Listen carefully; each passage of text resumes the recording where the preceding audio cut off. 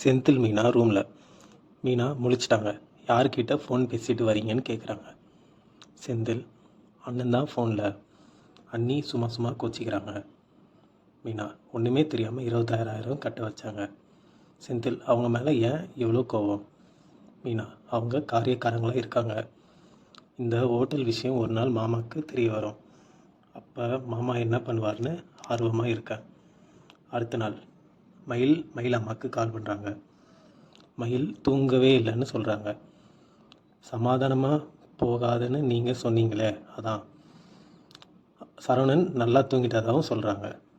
மயிலம்மா, உங்கள் அப்பா கிட்ட 2 நிமிஷம் பேசாமல் இருந்த உடனே பாக்கியம் பாக்கியம்னு கெஞ்சுவார். அவராக பேசுவார்னு காத்துக்கிட்டு இருக்காம நீ பேசு, அன்பாக பேசு, கனிவாக பேசு, அப்புறம் சண்டை போடு. ரெண்டையும் தேவையான நேரத்தில் காட்டணும். மயில், ஒன்றும் புரியலம்மா. என்ன பைத்தியக்காரின்னு நினைக்க மாட்டாரா? சரவணன் கூப்பிட்றாரு. ஃபோனை கட் பண்ணுறாங்க. மயில் குழப்பத்தில் இருக்காங்க. கோமதி, மீனா, ராஜி கிச்சனில். கோமதி, உங்களை வச்சுக்கிட்டு எப்படி சமையல் பண்ண போகிறேனோ. இந்நேரம் மயிலாக இருந்தால் பாதி சமையல் முடிஞ்சிருக்கும். சரவணன் மயில் ரூமில். சரவணன், ஹனிமூனுக்கு வந்த நல்லா தூங்கின ஆள் நானாக தான் இருக்கும். மயில், நம்ம செல்ஃபி எடுத்துக்கலாம், குரூப்பில் போடலாம். செல்ஃபி எடுக்கிறாங்க, குரூப்பில் போடுறாங்க. மீனா மெசேஜ் பார்க்குறாங்க.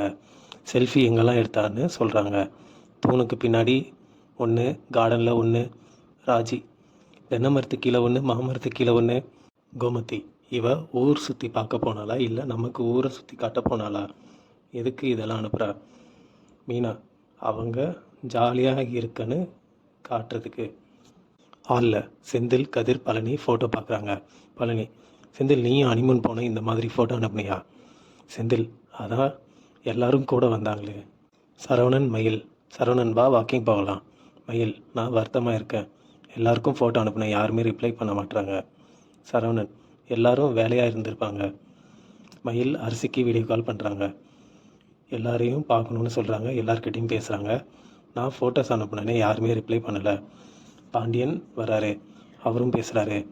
மயில், நான் ஃபோட்டோஸ் அனுப்பியிருக்கேன் பாருங்கள் மாமா, நாங்கள் வைக்கிறோம். பாண்டியன் ஃபோட்டோ பார்க்குறாரு. ரொம்ப சந்தோஷம்னு வாய்ஸ் மெசேஜ் போடுறாரு. பழனி மெசேஜ் அனுப்புகிறாரு. மயில் வாய்ஸ் மெசேஜ் கேட்குறாங்க. இதோட எபிசோடுங்க முடியுதுங்க.